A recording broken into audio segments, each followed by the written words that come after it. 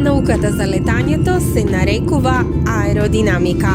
На авион во лет делуваат 4 главни аеродинамични сили. Тие се нарекуваат влечење, туркање, гравитација или тежина и подигање. Како што лета авионот, воздухот го успорува. Ова е ефектот на влечење. За да се надмине овој отпор, на авионот му е потребна силата на туркање што се движи напред. Туркањето се произведува од моторите или пропелерите на авионот. Авионот е потежок од воздухот и ќе падне на земја под влијание на гравитацијата, освен ако не се примени подигањето.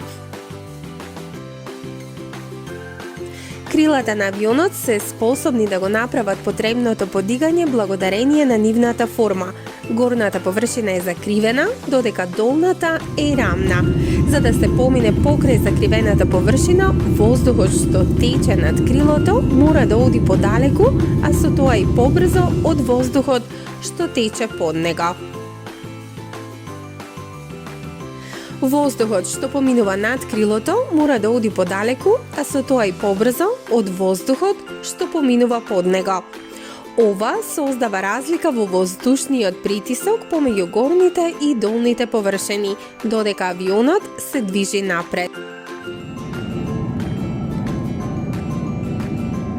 Воздухот од оздола е под голем притисок и затоа го турка крилото нагоре. Колку побрзо воздухот поминува покрај крилата, толку е поголемо подигнувањето. Поради оваа причина, авионот најлесно полетува кога ќе се соочи со ветрот.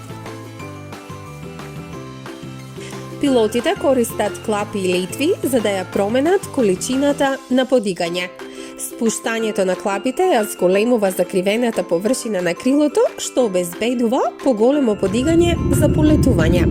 Ребрата исто така го зголемуваат подигнувањето, со што овозможуваат воздухот да тече понепречено над крилото.